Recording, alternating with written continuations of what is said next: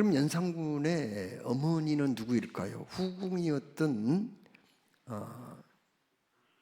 바로 윤씨라는 사람이었어요. 연산군을 임신하고 나서 왕비로 책봉이 되었어요. 윤씨는요, 그런데 굉장히 시기와 질투심이 많았다고 그래요. 연산군을 낳고 나서요, 그게 본격적으로 드러났습니다. 성종이 조금 누구 눈총만 두면은요, 막 그냥 견디지 못하는 거예요. 성종 자기 남편이 누군가 좀 어떤 여자를 좋아하면은요, 기어코 해쳐야 돼요. 그런 성격을 가지고 있었답니다. 그래서 연산군의 어머니가 인수대비 아니에요? 인수대비가 여기 이 왕비를 굉장히 싫어했대요. 왕의 어머니가 될 사람인데 저렇게 해가지고 어떻게 왕의 어머니가 될 수가 있겠나, 그렇게 염려를 하다가 결국은 인수대비가 주선을 해가지고 이 윤씨를 폐비로 그냥 궁궐에서 쫓아내버렸어요.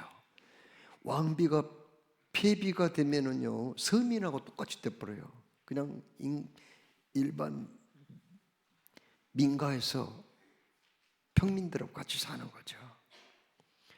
그런데 거기서 끝나지 아니하고 그 시어머니인 인수대비가 자꾸 그 안 좋은 소문도 내고 해가지고 또 그 성종, 아들 성종을 충동질 해가지고 결국은 어떻게 되세요? 사약을 내립니다. 그래서 결국은 폐비 윤씨는 그렇게 해서 죽음을 맞이하죠. 그것을 연산군은 전혀 몰랐어요. 왜냐하면 연산군이 4살 먹었을 때 그런 일이 벌어졌거든요. 연산군은 성종이 승하하고 18살에 왕이 돼요. 연산군 처음에는 정치 잘했어요. 북쪽은 여진족이 늘 넘보고 있었는데 여진족을 잘 막아가지고 국경이 튼튼했어요. 남쪽으로는 대마도 있잖아요. 대마도 정벌에 성공을 거두어가지고 연산군은 자기 신하들과 그리고 그 백성들에게 굉장히 존경받는 인물이었어요. 거기다가 이 연산군이 그 당시에 잠시 중단됐던 과거 제도를 다시 부활시켜가지고 그 과거 시험을 통해서 숨겨진 그 능력이 있는 인재들을 발굴해가지고 요소요소에 많이 심어놓기도 했어요. 정말 연산군 처음에는 잘 나갔습니다. 그런데 결국은 문제가 터지고 말았어요. 성종은요, 자기가 죽을 때, 그러니까 연산군의 아버지는 자기가 죽을 때 대신들 다 모아놓고 유언을 한 거 있거든요. 앞으로 연산군이 왕이 될 텐데 당신들은 절대로 연산군을 낳은 그 폐비 윤씨 얘기를 비밀로 지켜달라. 후환이 두렵다. 이렇게 유언을 했어요. 절대 그걸 알리지 말라는 거예요. 그런데 임사홍이라는 간신이 그 사실을 연산군에게 알려준 거예요. 그 다음에 그 당시에 훈구파, 아주 그 파벌이 심했는데 훈구파가 권력을 잡으려고 자기들이 싫어하는 세력을 제거하려고 그걸 연산군에게 알려준 거예요. 그리고 그 연산군의 어머니 폐비 윤씨가 마지막 사약을 받고 죽을 때 피를 토했는데 그 피가 묻은 옷까지 가져와서 보여준 거예요. 참 그때부터 왕궁에 피바람이 불기 시작했어요. 연산군은 그때부터요, 그때 그 자기 어머니를 폐비시키는 그 일에 참여한 대신들을 다 색출해가지고 다 죽였어요. 그 다음에 그 궁녀들 있잖아요. 그 일에 참여하고 개입한 궁녀들도 아주 잔인하게 죽였습니다.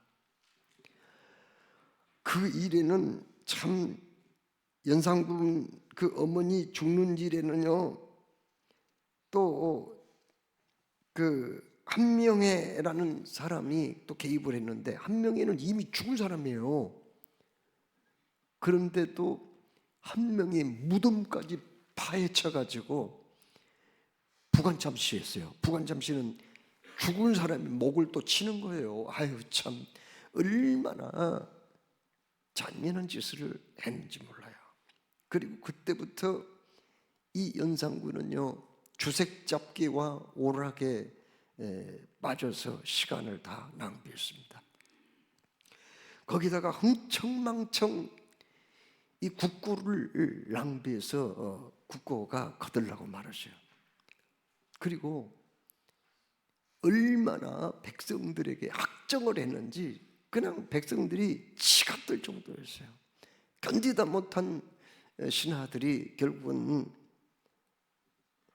반정을 일으켜서 연산군을 폐위시키고 강화도 교동으로 유배를 시켜버렸죠. 그는 거기 가가지고 우라병에 걸리고 말아요. 그래서 1년도 채 못 되어 결국 31살의 나이로 생을 마감합니다. 참 연산군의 파란만장한 얘기를 보면서 참 사람이라는 게 살면서 누군가에게 상처를 받기도 하고 자기 가족이 피해를 입기도 하는데, 그 나에게 고통을 주고 아픔을 주는 사람들을 용서한다는 게 결코 쉽지 않은 일이다 하는 것을 알게 돼요. 만약에 연산군이 자기의 원수를 용서할 수만 있었다면 그렇게 빨리 젊은 나이에 비참하게 자기 생을 마치지는 않았을 겁니다. 오늘 본문 말씀에 등장하는 요셉이라는 인물이 있어요. 요셉도 어려서부터 상처를 많이 받은 사람이에요. 무슨 일로 상처받았나요? 자기 형들이 그렇게 미워했어요. 이 요셉은 야곱의 12명의 아들 가운데 11번째 아들이거든요. 야곱이 늦지막하게 나이 들어서 낳은 아들이에요. 그 다음에 가장 사랑했던 아내 라헬을 통해서 얻은 아들이에요. 그래서 요셉을 무척 사랑했습니다. 그래서 색동옷을 지어서 늘 입혀줬거든요. 그 꼴을 못 본 거예요. 형들이 얼마나 미워했는지요. 말 한마디도 좋게 안 했어요. 그냥 툴툴거리고 그냥 함부로 얘기하고 고통을 주고 상처를 주고 얼마나 힘들었는지 몰라요. 그런데 요셉을 향한 형들의 미움은 꿈을 통해서 더 심해졌습니다. 어느 날 요셉이 꿈을 꿨거든요. 어떤 꿈을 꿨죠? 추수를 하는데요, 그 곡식단, 자기 곡식단이 벌떡 일어나 서는 거예요. 그 다음에 형제들의 곡식단이 또 벌떡 일어서더니 자기를 에워싸고 다 절을 하는 그런 꿈을 꿨어요. 그런데 그런 꿈을 꾸더라도 요셉이 좀 그런 얘기는 안 해야 되는데, 형들이요 내 꿈을 들으시오 하면서 자랑 삼아서 그 얘기를 한 거예요. 그랬더니 막 그냥 형들이 너무 기분 나빠가지고, 야 네가 우리의 왕이 되려느냐? 네가 우리를 다스린단 말이냐? 하면서 화를 내기도 했어요. 그런데 얼마 후에 또 꿈을 꾸었어요. 어떤 꿈을 꿨어요? 이번에는 하늘의 달과 별, 그리고 11별이 하늘의 해와 달 11별이 자기한테 또 절을 하는 그런 꿈을 꿨네요. 이번에는 얘기하지 말았어야 되는데, 눈치 없는 사람이 또 그런 얘기까지 했네요. 그러니까는 더 형들이 미워했다고 그랬습니다. 그 미움이 점점 쌓여지고 커졌어요. 드디어 요셉에게 최대의 위기의 순간이 찾아왔습니다. 무엇인가요? 형들이 그를 죽이려고 했던 거죠. 아버지 야곱이 어느 날 심부름을 시켰거든요. 그 야곱의 집은 목축업을 했어요. 양을 많이 길렀다고요. 그런데 그 요셉의 형들이 저기 도단이라고 하는 먼 곳에 가서 양을 치고 있었거든요. 거기 가서 좀 안부 좀 묻고 와라. 별거 없는지 좀 알아보고 와라. 이렇게 얘기했어요. 그래서 야곱은 별 생각 없이 거기 심부름을 갔는데 형들이 거기 양들을 지키고 있다가 보니까 저 멀리에서 동생 요셉이 오고 있거든요. 그래서 야, 저 꿈꾸는 자가 오는도다 하면서 저걸 그냥 놔두면 안 돼. 죽여버리자. 세상에 어떻게 그런 그 은혼을 갖다가 음모를 그렇게 짧은 시간에 할 수 있어요. 그만큼 평상시에 요셉을 미워했다는 것을 알게 돼요. 형들이요. 가까이 도착하자마자 무슨 안부 묻고 답하고 그럴 겨를도 없이 붙잡아가지고 그 동생 옷을 다 벌거벗겼어요. 그리고는 구덩이에다가 그냥 집어넣어버린 거예요. 야, 그럴 수가 있어요. 옷을 벗겨서 구덩이에 들어가니 이거 거기서 굶어 죽을 수도 있는 거고 밤에 너무 추워가지고 저체온증으로 죽을 수가 있는 거예요. 죽이려고 작정을 한 거예요. 그때 요셉이 얼마나 형들을 향해서 애원했는지 몰라요. 창세기 42장 21절에 그런 얘기 하거든요. 자기들이 나중에 그런 얘기해요. 그때 우리 동생이 얼마나 살려달라고 애원하더냐, 얼마나 용서해달라고 그렇게 울부짖더냐, 그 얘기를 해요. 정말 그렇게 애원을 하고 살려달라고, 형들 내가 잘못했어, 살려줘, 살고 싶어. 이 사람들 그때 뭐 하고 있었는지 아세요? 음식을 먹고 있어요. 자기들끼리 거기서. 그때에 이스마엘 그 후손인 미디안 족속들이 때를 지어 장사를 다니는데 향품이나 유향이나 몰락 같은 걸 가지고 장사를 하는 사람들이 마침 길르앗에서 애굽으로 내려가는 길이었습니다. 유다가 우리 동생 피부친데 죽여가지고 그걸 두고두고 숨겨봐야 우리에게 무슨 유익이 되겠냐, 차라리 저거 팔아먹어버리자, 노예로. 이렇게 얘기를 한 거예요. 그래서 구덩이에서 그 요셉을 꺼내기는 했지만 노예로 팔린다는 것도 이건 비참한 거예요. 노예가 되면은요 자유가 없어요. 주권도 없어요. 소유권도 없어요. 장가가가지고 자식을 낳아도요 주인의 소유가 되는 거예요. 마음대로 팔아먹기도 하고 마음에 안 들면 죽여도 그만이에요.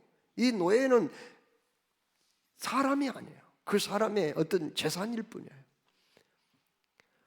그런데 참 시편 105편 18절에 그때의 장면을 얘기하거든요. 여기 창세기 말고 시편에 나와요. 그때 노예로 팔려갈 때 그 야곱이요 딱 은 20을 받고 형들이 팔아먹었을 때 팔리자마자 그 사람들은 어떻게 했는 줄 아세요? 미디안 그 대상들이요 세상에 요셉을 이제 우리 노예다 생각하고 그랬는지 발에다가 착고를 채운 거예요. 도망 못 가게 해요.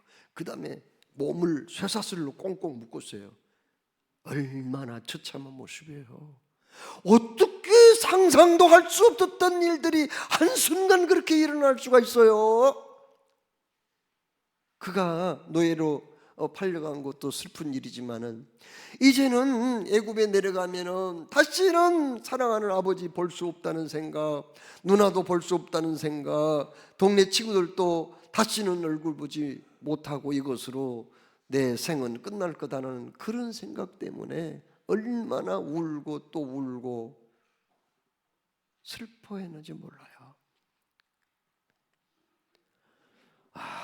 참 못된 형들입니다. 그런데 지금 요셉이 종으로 팔려가는데 하필이면은 어디로 팔려가느냐? 보디발의 집으로 팔려갔어요. 보디발은 바로 왕의 시대장이에요. 그러니까 요즘 말하자면 대통령 경호실장에 해당되는 사람이에요. 꽤 높은 지위죠. 그런데 그 사람의 아내가 아주 웅탕한 여자 같아요. 요셉은 잘생긴 사람이거든요. 꽃미남이었던가 봐요, 요즘 말하자면. 그래가지고 자꾸 그 여자가 유혹을 하는 거예요. 그때마다 거부했는데 어느 날 집안 식구들은 다 들러 나가고 그 주인 집 그 여자하고 요셉하고 둘이 있었는데 본격적으로 그때 유혹을 한 거예요. 그때 안 된다고 하면서 옷을 붙잡으니까 옷을 그냥 벗어버리고 자리를 피했는데, 이 여자가 모욕감을 느꼈는지 자기 남편이 돌아오니까 이 집안에 들인 이 종놈이 나를 겁탈려고 했다고 뒤집어 씌운 거예요. 야, 참. 결국은 요셉은 감옥에 들어가게 된 거예요. 얼마나 억울할 일이에요. 이역만리 낯선 땅에 와가지고 나름대로 종으로서 열심히 주인을 위해서 일했건만 결국은 감옥행을 피할 수가 없게 된 거예요. 그런데 요셉이 감옥에 가가지고 그의 삶이 좀 반전이 됩니다. 거기에서 바로 왕의 술 맡은 간원장과 떡 맡은 간원장을 만나거든요. 그 사람들이 이상한 꿈을 꾸는 거예요. 그때 요셉이 성령 충만한 사람이라, 지혜 충만한 사람이라 꿈을 해몽을 잘 해줍니다. 결국 그 해몽대로 술 맡은 간원장은 복직이 되었지만은 떡 맡은 간원장은 처형당해서 죽고 말거든요.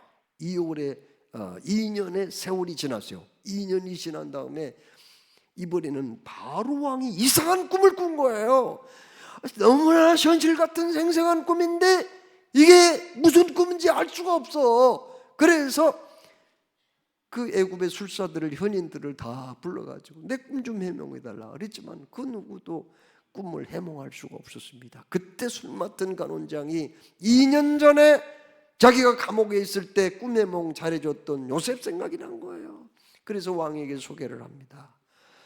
그래서 감옥에 있던 요셉이 바로 왕에게 불려와가지고 꿈 해몽을 잘 해주는데 너무 마음에 딱 들게 확신을 갖게 해주었던 거예요. 얼마나 기뻤는지 몰라요. 그래서 바로가 요셉에게 하나님이 이 모든 것을 내게 보이셨으니 너같이 명철하고 지혜 있는 자가 없도다. 너는 내 집을 다스리라. 내 백성이 다 내 명령에 복종하리니 내가 너보다 높은 곳은 내 왕자뿐이니라. 내가 너를 애굽 온 땅의 총리가 되게 하노라. 엄청난 사건이 벌어진 거예요. 갑자기 왕이 2인자가 된 거예요. 바로 왕이 꿈꿨던 건 뭐냐면은 앞으로 7년 동안 풍년이 될 것이고 또다시 풍년의 시간이 지나면은 7년 동안 흉년이 될 거라는 그런 얘기거든요. 총리 대신이 되고 나서 요셉은요 7년 풍년 기간 동안에 창고를 엄청나게 넓게 짓고 그 풍작을 이룬 곡식들을 거기에다가 가득 저장을 해놓은 거예요. 앞으로 7년의 흉년을 준비한 거죠. 주변의 나라 사람들은 그것도 모르고 말이죠. 그냥 흥청망청 지내다가 흉년이 들어가니까 먹을 게 없어진 거예요. 다 굶어 죽게 생겼어요. 그런데 굶어 고통을 당한 사람들 중에는 요셉의 그 아버지와 그 형제들 가족 있잖아요. 그 사람들도 문제인 거예요. 왜요? 가나안 땅도 가뭄들어 버렸거든요. 야곱이 소문 듣자 하니 애굽 땅에는 먹을 것이 많다는 얘기를 들은 거거든요. 그래서 아들들한테 너희들 뭐 하고 있어? 빨리 거기 가서 먹을 것 좀 구해와. 그래가지고 이들이 애굽에 들어왔는데 웬걸요, 거기에서 총리 대신이 되어서 다스리는 동생 야곱, 참으로 꿈에도 일 수 없는 그 사람, 죽었는지 살았는지도 알 수 없었던 그 동생을 거기서 극적으로 만난 거예요. 동생은 금방 알아봤어요. 그러나 형들은 몰라봤습니다.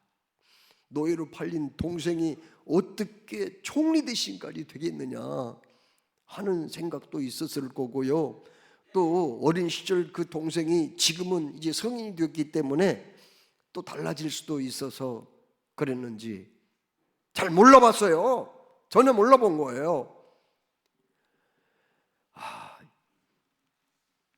요셉은요, 1차는 그냥 자기를 밝히지 않고 보냈습니다. 왜요? 중요한 것은 자기 형들뿐만 아니라 자기 가족들 다 데려오고 싶은 마음이 있었거든요. 그리고 꿈에도 그리는 자기 밑에 동생 있잖아요, 베냐민, 어머니가 같은 베냐민, 그 동생을 봐야 돼. 동생 그때는 안 왔거든요. 그래서 두 번째 양식이 또 다 떨어져 가지고 야곱의 자식들이, 요셉의 형들이 또 양식을 구하러 거기에 온 거예요. 그때 자기 밑에 동생 베냐민을 데려왔거든요. 베냐민을 보는 순간에 끌어오는 그 감정을 주체하지 못하고 서러움과 기쁨이 복받쳐 올라와 가지고 견딜 수가 없었죠. 그래서 옆에서 시중들 애국 사람들 빨리 집에서 좀 나가라고 그렇게 얘기하죠. 그리고는 그냥 통곡을 하기 시작합니다. 그 통곡 소리가 얼마나 컸는지 주변의 애국 사람들이 다 듣게 되었고 저 멀리 왕궁까지 그 통곡 소리가 들렸거든요. 한 맺힌 울음이었습니다. 그러면서 요셉이 뭐라고 얘기해요? 형들, 당신이 나를 종으로 팔았죠. 당신들이 팔았던 그 동생 요셉입니다. 이렇게 얘기합니다. 그랬더니 반가워하기는커녕 그들이 다 굳어버린 거예요. 얼마나 두려워했는지 몰라요. 이거 뭐 원수는 애나무다리에서 만난다더니 우리가 죽이려고 했던 동생 여기서 만나네. 우리는 자기 스스로 제 발로 사자 굴 속에 들어왔구나 이렇게 생각하고 부들부들 막 떨고 견딜 수 없었다. 그때 요셉이 어떻게 합니까? 자기 동생 베냐민이 가가지고 막 끌어안고 막 울죠. 목을 끌어안고 얼마나 울었는지 몰라요. 그 베냐민도 형 보고 싶었어요. 형 너무나 보고 싶었는데 죽었는지 살았는지도 알 수 없었던 그 형을 거기서 만나가지고 두 사람이 막 끌어안고 웁니다. 그런데 형들은 그냥 석고처럼 굳어가지고 거기 있는 거예요. 언제 죽을 줄 모르거든요. 쟤는 목숨이 지금 경각간에 달려있어요. 이때에 어떻게 합니까? 바로 요셉이 형들에게 다가갑니다. 그러면서 형들을 다 끌어안고요. 끌어안고 입을 맞췄어요. 그 당시 근동지방에서 입을 맞춘다는 것은 아주 친밀감의 표현이에요. 그리고 나는 당신을 절대로 원수 갚은 일이나 안 갚음하지 않겠습니다. 그런 뜻이거든요. 용서합니다. 어떤 잘못이 있어도 용서합니다. 화해를 하고 싶습니다. 그런 뜻으로 끌어안고 입을 맞추기도 했습니다. 풍습이 그렇단 말이에요. 그러면서 그들과 끌어안고 눈물 흘리고 화해를 하자. 그때야 이 형들이 조금 안심이 되는지 말을 하기 시작했다고 말씀합니다. 여러분, 요셉의 일생을 돌아볼 때 얼마나 상처와 고통이 많았는지 몰라요. 얼마나 죽을 고비와 이기기를 많이 만났는지 몰라요. 이건 다 자기 형들, 자기를 그렇게 미워하고 죽이려고 했던 그 형들로부터 시작된 거예요. 그런데 그 형들이 자기 앞에 왔단 말이에요. 제발로 걸어와서 말 한마디면 끝나는 거예요. 그렇지만은 요셉은 왜 그들을 용서했을까요? 왜 그들과 화해했을까요? 왜 그들을 끌어안았을까요? 왜 함께 부둥켜 안고 눈물을 흘렸을까요? 그것은 바로 그들에게 했던 요셉의 말을 들어보면은 금방 알 수가 있습니다. 뭐라고 그럽니까? 나는 당신들의 아우 요셉입니다. 당신들이 애굽의 판자입니다. 당신들이 나를 이곳에 팔았다고 해서 근심하지 마십시오. 한탄하지 마십시오. 하나님이 생명을 구원하시려고 나를 당신들보다 먼저 이곳에 보내셨나이다. 그렇게 얘기를 하고 있어요. 요셉이 그들을 용서할 수 있었던 것은 하나님께서 자기의 삶에 개입하셔서 언제나 함께하고 계셨다는 믿음 때문이죠.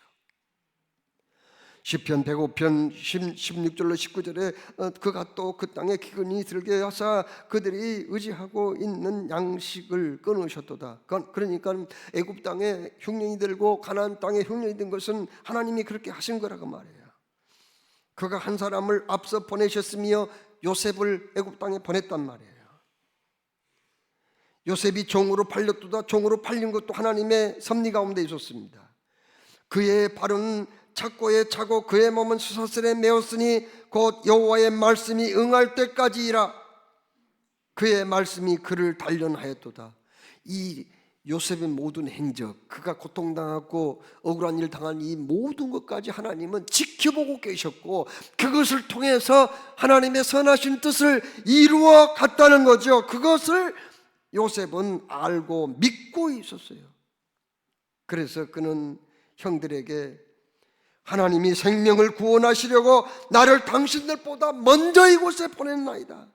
하나님이 큰 구원으로 당신들의 생명을 보존하고 당신들의 후손을 이 땅에 두시려고, 아직 후손들이 다 태어나진 않았어요.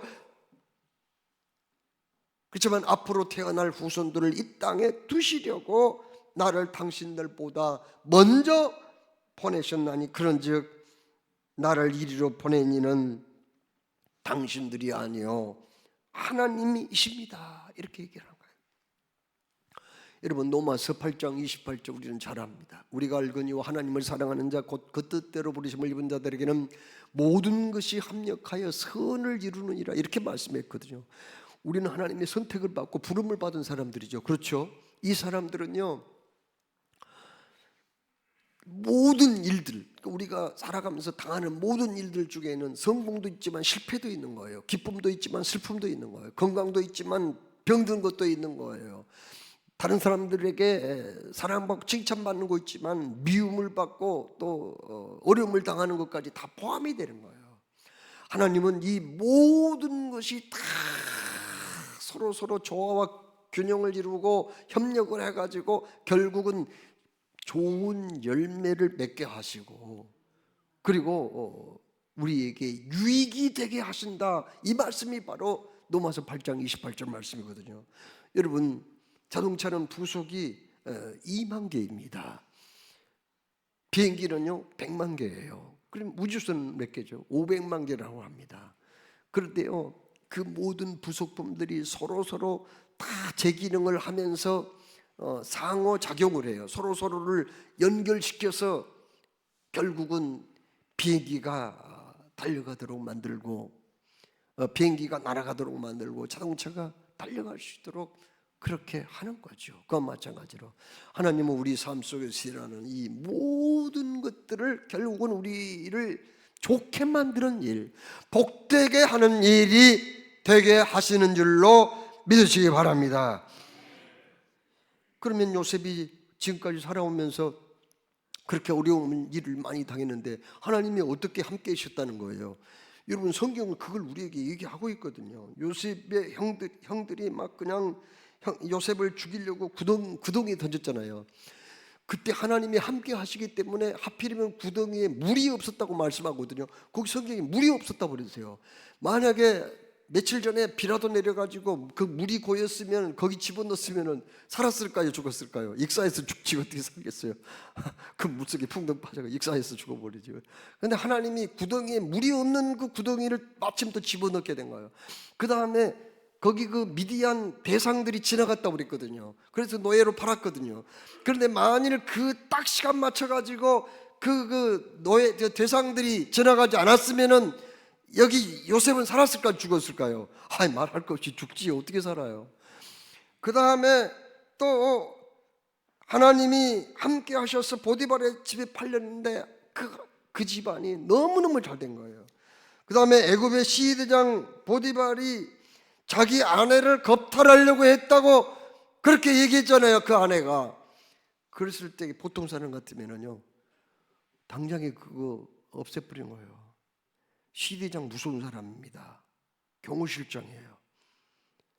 그 노예 그 종놈 그 정도면은 그냥 단칼에 목 잘라버리면 끝나는 거예요. 그거 존재 가치가 없어요. 그런데 어떻게 이렇게 자기 그 주인의 아내를 넘봤다는 그 종을 살려준 것 보면은 그거 하나님의 은혜가 아니었어요? 놀라운 일 아니에요? 또 감옥에 들어갔지만은 그 간수장한테 이뻐 보여가지고 총무가 된 것도 은혜고요. 거기서 하필이면 어떻게 바로의 그 신하들을 만나가지고 꿈의 해몽을 해줘서 그로 인해서 바로 앞에 서게 된다는 것도 그것도 또한 하나님의 은혜가 아니었어요? 꿈꾸게 하는 분도 누구예요? 바로왕 꿈꾸게 하는 분도 하나님이에요. 꿈 해몽에 만족하게 하는 분도 하나님이거든요. 하나님이 또 요셉에게 지혜를 주셨기 때문에 7년 풍년과 7년 흉년을 잘 대처했잖아요. 하나님이 요셉과 함께 하셨기에 모든 여건과 환경과 주변의 사람들을 총동원해가지고 합력하여 선을 이루게 하신 줄로 믿으시기 바랍니다. 심지어 요셉이 그 가나안 땅에서 낙타를 타고 지금 애굽으로 내려갔는데 그 낙타가 밟고 지나가는 그 사막의 모래, 수많은 모래 하나하나까지를 하나님이 다 동원을 한 거예요. 누구를 위해서? 요셉의 생을 위해서, 요셉의 앞날을 위해서 말입니다. 여러분, 성경을 구속사라고 얘기하거든요. 그 말은 무슨 말이에요? 예수 그리스도께서 인류를 구원하기 위해서 행하신 그 역사, 행하신 일들을 구속사라고 하거든요. 그런데 요셉이 애굽에 들어가는 사건은 구속사의 중요한 사건이에요. 왜 그래요? 거기 애굽에 들어가가지고 가뭄 들어가지고 자기 아버지와 형제들, 조카들 다 부르거든요. 애굽으로 고센 땅으로 좋은 목초지를 줘가지고 살게 해요. 그래서 그때 들어온 사람이 70명이에요. 요셉의 가족들이 70명인데요 430년을 지나면서 그 수가 얼마가 되느냐? 많아져요. 200만 명이 되는 거예요. 그래서 모세를 보내가지고 그들을 해방시켜요. 그래서 어디로 갑니까? 광야 40년을 통해서 어디로 들어가요? 요단강을 건너 가나안 땅에 들어가는, 가나안 땅에 그 사람들이 이미 살고 있었어요. 내쫓아버리고 그냥 준 거예요. 왜 그랬을까요? 그건 약속의 땅이거든요. 무슨 약속? 예수님 메시아가 그 땅에 오기로 약속된 거예요. 그래서 예수님이 거기 탄생한 거예요. 그런데 그 일을 누구로부터 시작했다고요?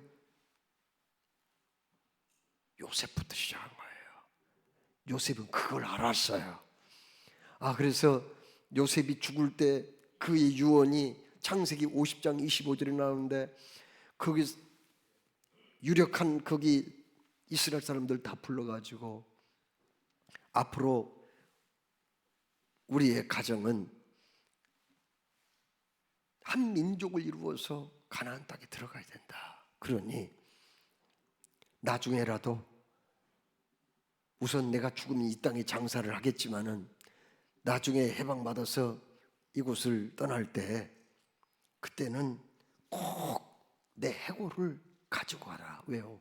가나안 땅에 들어갈 것을 그렇게 믿었다는 거 아니에요. 가나안 땅은 예수님이 탄생할 땅이잖아요. 약속의 땅이잖아요. 요셉이 그걸 믿었다는 거예요. 그래서 출애굽기 13장 17절에 모세가 이제 떠날 때요, 이 요셉의 유언대로 해골을 가지고 갑니다. 그 출애굽기 보면 해골을 가지고 와요. 그건 요셉이라는 사람이 그걸 다 내다본 거예요. 그래서 형들이 자기를 못 살게 굴었지만, 미워했지만, 종으로 팔려갔지만, 고생도 많이 했지만, 이 모든 일을 하나님이 지금 하신다는 그런 확신이 있었기 때문에 그는 형들을 미워하지 않았다는 거예요. 안갚음하지 않았다는 거예요. 용서할 수 있었다는 얘기입니다. 믿는 사람들은 형통이라는 말을 좋아하지요. 그런데 형통이라는 그 말의 뜻이 무엇일까요? 형통이란 모든 것이 다 내 마음대로 된다는 그런 의미가 아닙니다. 그러면요, 하나님께서 내 삶에 개입하셔서 나와 함께 하시고 하나님의 계획과 목적대로 나를 이끄신다는 것을 말씀하거든요. 그렇습니다. 그걸 형통이라고 한 거예요. 내 마음대로 내 뜻대로 아니에요. 하나님이 계획한 대로 진행이 된다. 그게 형통이란 말이에요. 여러분, 하나님은 우리의 일생을 통해서 성취하고 싶은 큰 그림이 있어요.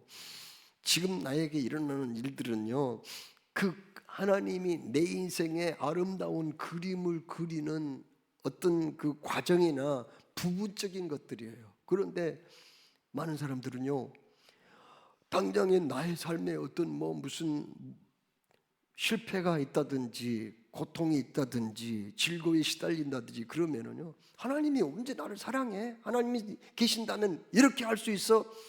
그런 사람들이 많이 있거든요. 아직 끝이 아니잖아요. 하나님이 지금 작품을 만들어 가시는 과정이요, 부분적인 것인데 그것이 전부인 것 마냥 생각하는 사람들이 많이 있다는 거예요. 내 삶 속에서 일어나는 조그만 일부분의 일들을 가지고 그것이 전부인 양 일희일비하며 하나님이 하시는 일을 논할 수는 없다는 거 아니겠습니까? 바람이 불고 장대비가 쏟아지는 날에는 태양이 보이지 않습니다. 그러나 태양이 없어진 건 아니에요. 하늘이 시커먼 먹정구름 끼었다 하더라도 그 위에는 여전히 태양이 빛나고 있잖아요. 비가 오는 날, 날이 굳은 날 비행기 타보신 분이 있잖아요. 지상에는 그렇게 컴컴하고 날씨가 안 좋지만 비행기 타고 한 10분만 올라가 보세요. 푸르디푸른 창공이 나타나고 거기에는 눈부시도록 빛난 태양이 보이잖아요. 우리가 힘들다고 어려움을 겪고 있다고 해서 하나님이 없어진 게 아닙니다. 하나님은 임마누엘이시거든요. 어제나 오늘이나 변함없이 내 곁에 계시는 그 주님, 내 인생을 지금 아름답게 완성해 가시는 그 주님과 함께 믿음으로 승리하시기를 주의 이름으로 축원합니다.